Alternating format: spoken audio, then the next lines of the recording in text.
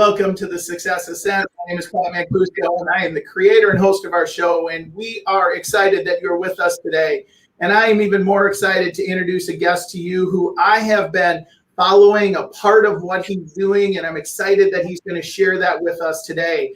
His name is Preston Weekes. Now, let me tell you a little bit about Preston. First, he's the owner of Operations X and Formula EQ, and he's going to talk to us particularly about Formula EQ and what that's all about. And that ties into one of the things that he does, which is he helps build people and in turn helps businesses. And you guys, you know, if you follow me at all, I'm all about people and organizations. So I think we're going to learn a lot from Preston today. He's also an author. He's an entrepreneur. He's a dad of 3 children, 2 twin 7-year-olds and a 9-year-old. And obviously, has a beautiful wife, as he told me before we started today. So, Preston, welcome to the show. Thank you. Thank you so much for having me. It's great to be here today, and it's great to be able to share some hopefully useful information with your viewers and listeners out there. Well, Preston, I appreciate it, and I just want to acknowledge I love your background today. I just love that we should all be so fortunate to focus on that. I also love the license plate, More Joy. We got to get one of. I got to get one of those from Minnesota. Where'd you? Love the idea. Yeah, well, I've got a fun story actually behind that. So I'm a serial entrepreneur. So I used to own a bunch of car dealerships. I've been in the car business. I started with one $1,600 car, and I kept reinvesting in myself, and I ended up building that, and ended up owning and co-owning 15 different car dealerships and had multiple verticals and stuff like that. But that license plate right there, More Joy, came from a client of mine that I had who, because in Utah, you take everyone's plate. They get a new plate when they get a car. Sure. It came from a client I had.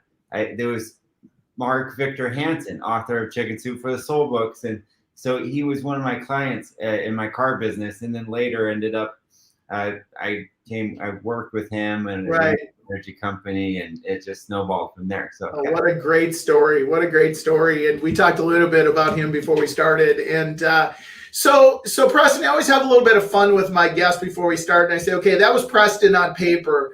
What don't we know about Preston, or what would you share with us that we didn't talk about in that intro?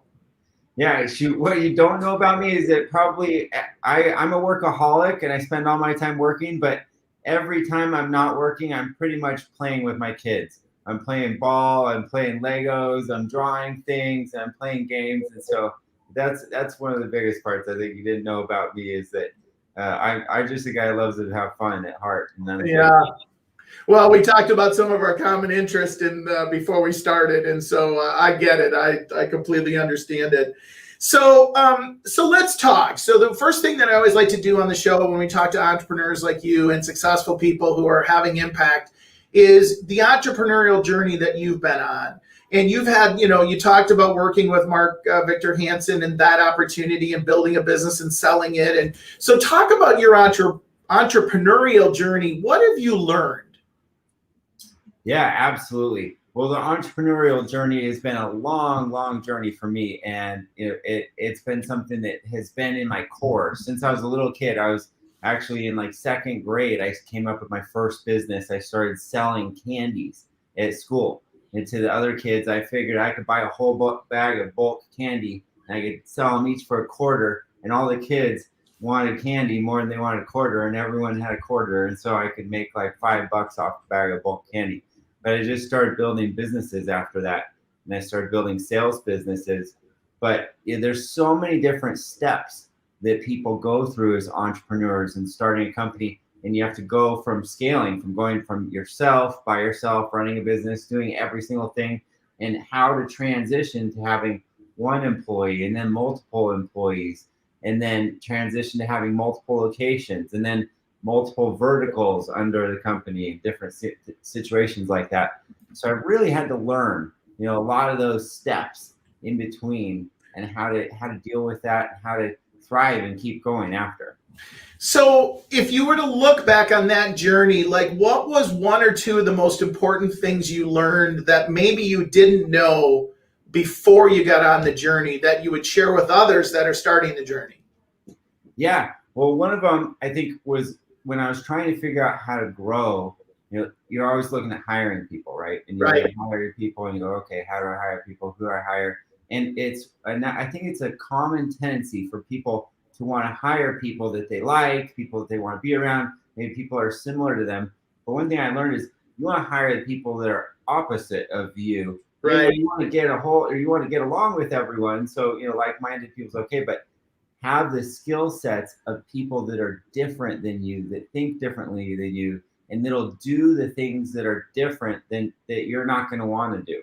Right. Support you. So that was one of the big things I learned along those curves is to how to manage that and how to actually get the right person and to find someone that's kind of a mirror, that fits in a synergistic way. Absolutely. And be your partner in that way and take that stuff on. Because you look at it, I'm like the worst person in the world to go do a redundant task over and over and over again or something like that. So I need to support myself with people like that.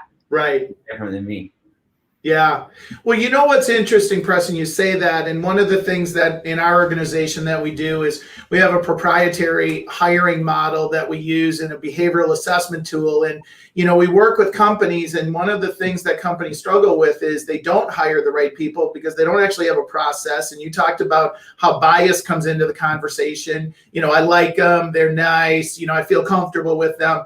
And what's amazing is that when you actually follow a model and then when you get to the end of the hiring process and literally when you make them an offer, they say yes and there's no negotiating because you built up such a bond over that. And they're great people, but yet they're great people to do the job. And it's so important. And yet as entrepreneurs, we tend to do things entrepreneurially when we start. So, I'm so glad that you brought that up because it's such a big piece for entrepreneurs, whether they're hiring their first person or their 100th person.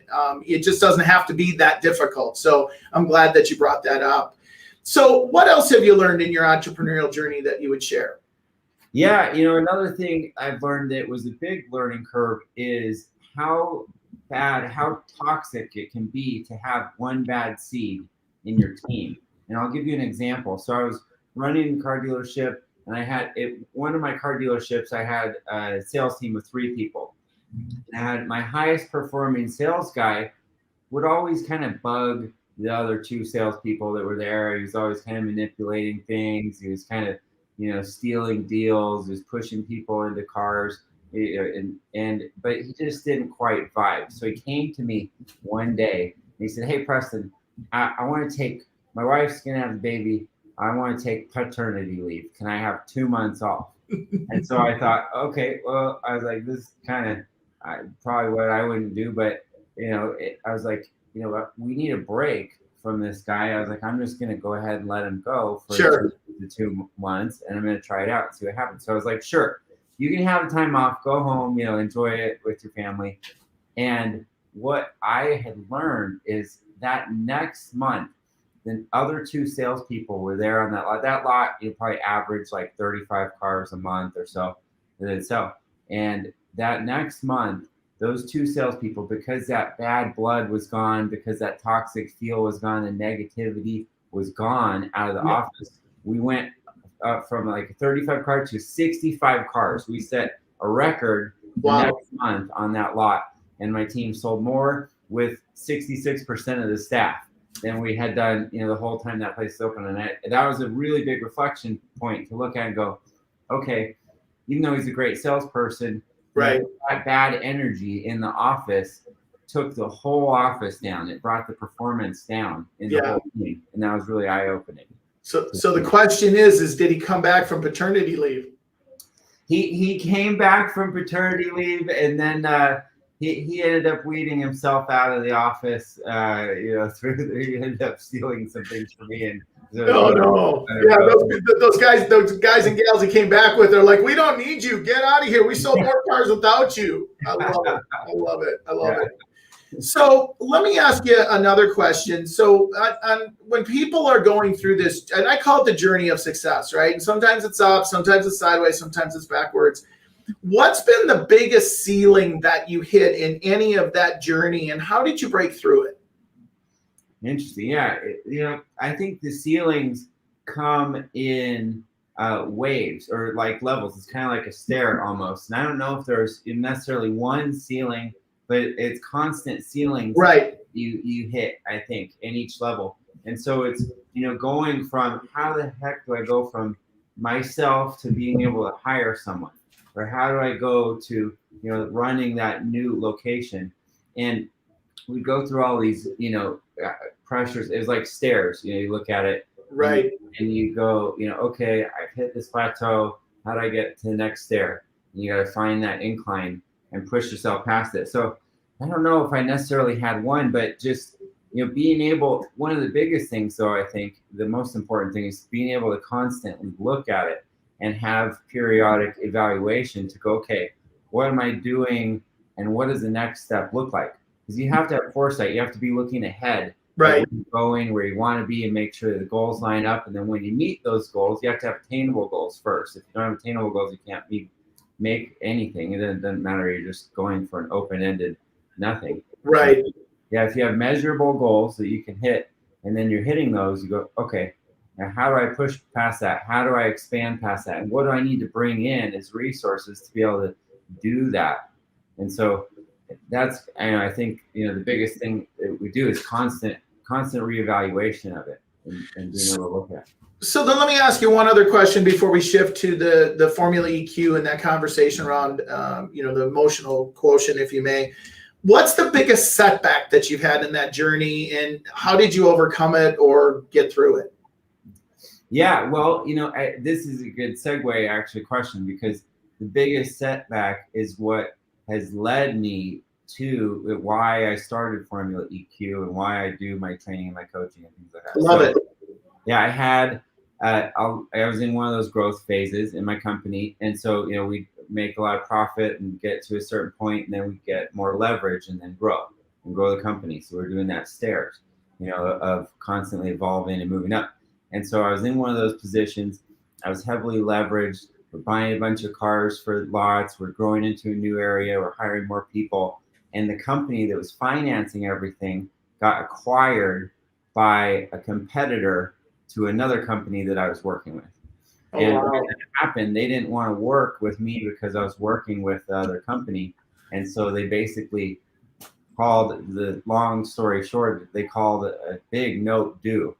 And it was due very, very quickly. And so I had to scramble, and it put everything on the line. It put everything at risk. Right. And I thought to myself, oh crap, I'm going to fail. I'm going to hit the, wall. And when you're in it and you're an entrepreneur and you're doing that and you're living it and you go, this is my baby, this is everything, people, think that, and they get their heart into it. And the biggest transition, and this literally changed my life, understanding this and really deeply understanding it, is to understand the difference between a failure in a business or a failure in an idea and me being a failure. And I had to recognize and realize the two different things, that they were separate. And so that because a business failed or because an idea failed, it didn't mean I was a failure. And then recognizing that, realizing it, and then recognizing in myself that I am the creator of everything amazing in my life. I'm the creator of everything I've accomplished in my life, and gaining that power back in my life was the differentiator that made everything. Well, and if you ask, every entrepreneur that I've ever talked to, I've ever interviewed, I can go back in my entrepreneur journey, there always was that defining moment. And sometimes a defining moment takes you down, and that's your opportunity to go back up. And then sometimes it's just a huge, whoa, I'm so glad that I learned that and I didn't have to, start over. And yet, a lot of entrepreneurs, they start over, right? That's where they learn it. That's where they kind of earn their buckles on their belt, so to speak. And, what I heard I love that you said is, you get to take responsibility for both sides, right? You get to take responsibility for the success. And at the same time, you get to take responsibility for putting yourself in that situation. And now it's just the opportunity to learn. So, yeah. So let's shift gears to the Formula EQ Academy. So I'm doing something on the internet, and I'm connected with somebody. I think it might even been Ken Walls, and you and Mark Victor Hansen are doing this deal. And so, of course, I'm a learning, addict. I jump in and I just loved it. And so tell me, tell us about the Formula EQ Academy, but let's start with the Formula EQ, like emotional quotient. Talk to us. Yeah, so everyone knows the intellectual quotient, the IQ. So that's the smarts and those things that you always heard about. But the EQ is a little bit less known. It's becoming more popular, but it's that emotional quotient or the emotional intelligence. And so what that is having that internal inside, that part of you that can be resilient, that part of you that can feel happy about everything you're doing, and that part of you that builds the strength. So I put on that event you were talking about, I put on an event called The Power of You, because I believe that you are the foundation of every single thing that you do in your life. So literally, like, ourself, we create our relationships, we create, things, we create services, we create our life around us, and we're that foundation. And if that foundation of yourself is weak, if it's lacking, if it's distracted, if it's off at all, then you can only show up every space in your life at a fraction of who you are. So we're only 100% us and right. who we be. And so if 10% of you sad, and 10% of you has anxiety, and 5% of you is pissed off about something that's happening, in the world, then you can only operate at 75%. And that 75% is everywhere you show up, in your work, in your focus, in your relationships. If you're a husband or a wife or a friend or a parent or whatever it is your role is in life, that pulls you away from being that. And so I launched the Formula EQ Academy and Formula EQ training because, well, I'm a serial entrepreneur. I've been involved in so many businesses, and the car businesses and many other things along my way. But what I learned is there's a study done that has over 65,000 people, 65,827 people actually. Exactly. Yeah, I'm a numbers person. Oh, I love it. I love the number. But they said that 89.1% of success of business owners or entrepreneurs has to deal with emotional intelligence. That's what, when we're faced with the challenge, like we're talking about, when we're faced with those obstacles, when we're faced with whatever it is that comes at us, that's that part inside that gives you strength to deal with it. It gives you strength to go on and do something and keep working and get up the next day. Yeah. I love it. So I want to go deeper on that, but I do want to ask you a question that's kind of relevant for the moment. And we're not going to go too far into politics, but we got a lot of people who are dealing with some gaps in their EQ right now, right? I mean, they're angry, they're anxious, they've got anxiety, they've got depression, and I mean, rightfully so. We're human beings, and what we've been going through for the last 2 years, both health-wise and political environment, it's just not normal. I mean, it just isn't. So, what would you coach somebody or what advice would you give somebody? Just a simple step, because, I mean, it's all over. It's all around us. I mean, my daughter was out in an event over the weekend, and she had an experience with another human being. And, 2 years ago, you just wouldn't have had this happen. So, what advice would you give people? Because it is some interesting times. Yeah, no, it is. It's really, really interesting times. And looking at what's happened with the whole world's gone through a change. It doesn't matter what it is, doesn't matter how it's affected you. Everyone's gone through a massive, massive change. And then coupled with that has been a lot of fear. There's been a lot of fear-based talk. There's been a lot of fear spread out in the world. There's a lot of fear of economic things, political things, whatever it is. There's a lot of fears out there, and that's been really, really heavy in the message. And really, I think fear is an incredibly destructive thing, and it's not serving to people. And so, what we need to do is look at it and realize that things are okay. I mean, it's just a really simple thing, but actually, people are hearing all these messages and all these negative things. And if you can just step back as one quick little tip and just realize and look around you and go, okay, I'm okay. Right. I'm sitting in my house. No one's attacking me. Right. I'm not sick and dying. The world isn't collapsing, and none of this stuff is actually going on. And if we're putting our power, we're giving our power away, and that was the power of you, we're giving our power away to things like fear. Right. When we have those situations that come toward us, and and we let them into our life, we're actually giving power to that situation. Yeah. And It makes perfect sense. Yeah. It makes perfect sense, right? Like, being grateful for what you have versus, like what you might not have, right? Like, you're sitting in an environment, I'm sitting in an environment where we have air conditioning, we have lights, we have running water, and just, how often are we grateful for those simple things, right? And I love that. Just step back a little bit from it and go, we're okay. It's okay. It's not perfect, and it could be a lot worse. Yeah. So if somebody is involved in, and I know this from being involved with them, but I'm going to have you tell the story. If somebody's involved with the, EQ Academy, the Formula EQ Academy, what are they going to take away? Like, what would be their experience? What's your goal for them to achieve? Yeah. Well, I actually bring it down to something really simple, and sometimes it kind of sounds cheesy, when people say it, but really to experience self-love and joy, and to do it in a way that's conscious, to do it in a way that's recognizable, to do it in a way that's deeply gratifying in your life.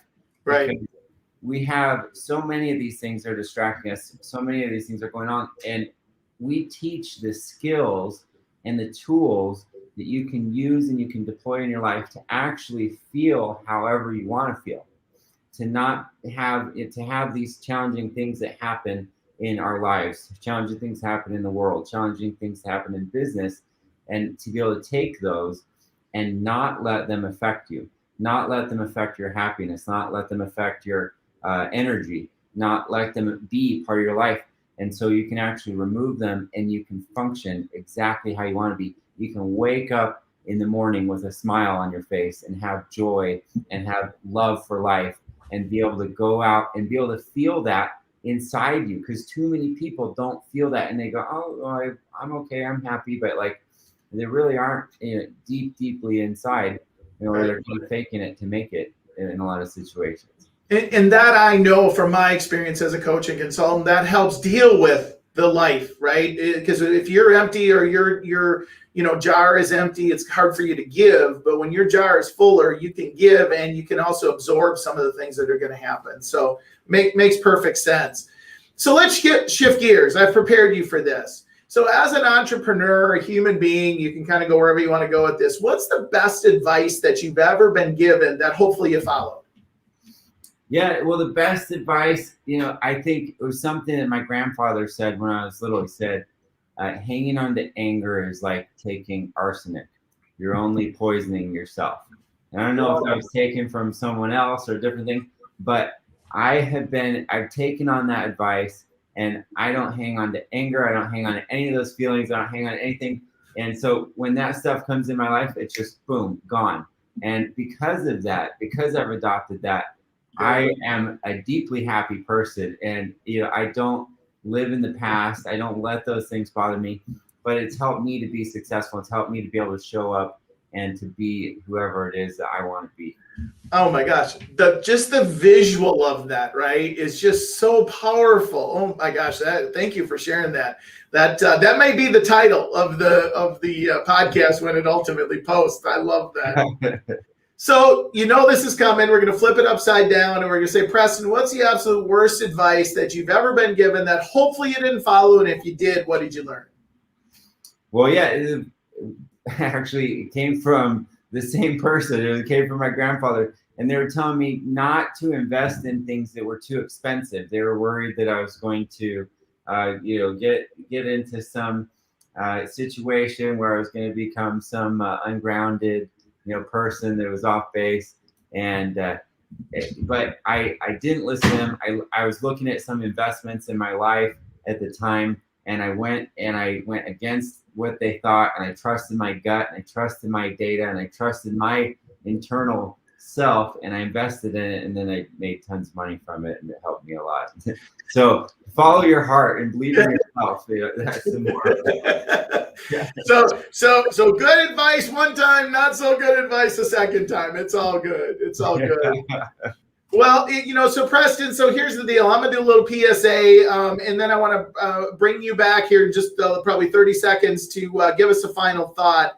So, ladies and gentlemen, first of all, I'm going to run the banner across the bottom. If you do want to subscribe to the Success Ascent, you can go to patmancuso.com. You can go to your favorite podcast source and look up the Success Ascent. We also have all those links at our website, as well as the information on our coaching and consulting services and what we do. So we absolutely appreciate your support. Could not do this without it, and love all the feedback that you give us and the love that you give our guests. So thank you so much. So Preston, final thought that you leave our listeners with. Yeah, I think the final thought is people are more powerful than they think they are. And your thoughts and your words are more powerful than you understand them to be. So your words are what comes out of your mouth. It's your conscious thought, and your subconscious, the rest of your body, listens. It listens and acts and tries to actually carry out those things that you do in the day. And so think about your words. Your words are powerful and your thoughts are powerful. And say amazing things to yourself. Say positive things to yourself. Talk about the successes and the amazing things that you have in front of you, because your body will try to resolve it inside. It'll listen and it'll try to work it out, and it'll try to bring those things into your life. Well, and you tell me if this is true. It listens no matter what you say. So it listens to the positive and listens to the negative. So you have a choice, right? Yeah, it doesn't know the difference. It's just whatever you tell it. It doesn't know the difference. It doesn't know the reality. It just hears what you tell it. That's literally true. Absolutely. Well, Preston, we're scrolling down at the bottom. Text Preston 2100. What are they going to get when they text Preston 2100? Or actually 21,000. Text the number 21,000. Yeah, 21,000. Yeah, I lost a zero. 21,000 Preston, and I'll reach out to you directly. And I'll connect with you. You'll have my cell phone number and everything. I'd like to actually meet people and talk to them and help to improve and better their life. And we have a special offer right now at formulaeq.com, where we're giving a year of live coaching at the Formula EQ Academy for $365. So it's $1 a day. So invest in yourself, invest in your difference of your life, and come join us. And if you want to check it out, I'll let you come and come for free for a week. Well, Preston, I know, I've been following you for a few months now, and I know you give, and you bring some great talent to the table, and, high level talent that's got just an immense amount of experience, and you're pouring into people. And I've learned a lot already in just the short time that we have had the opportunity to connect. So guys and gals, what a great offer. And Preston, I just would say thank you so much for being here today. Thank you so much. Thank you for having me. Thanks for what you do and bettering people's lives and making the world work for 100% of humanity, which is my mission. So you align with that. I appreciate you. Thanks for having me, Pat. I love it, Preston. Well, listeners, like I say, I leave every episode, be happy, be healthy, and be safe until the next time we see you. Take care.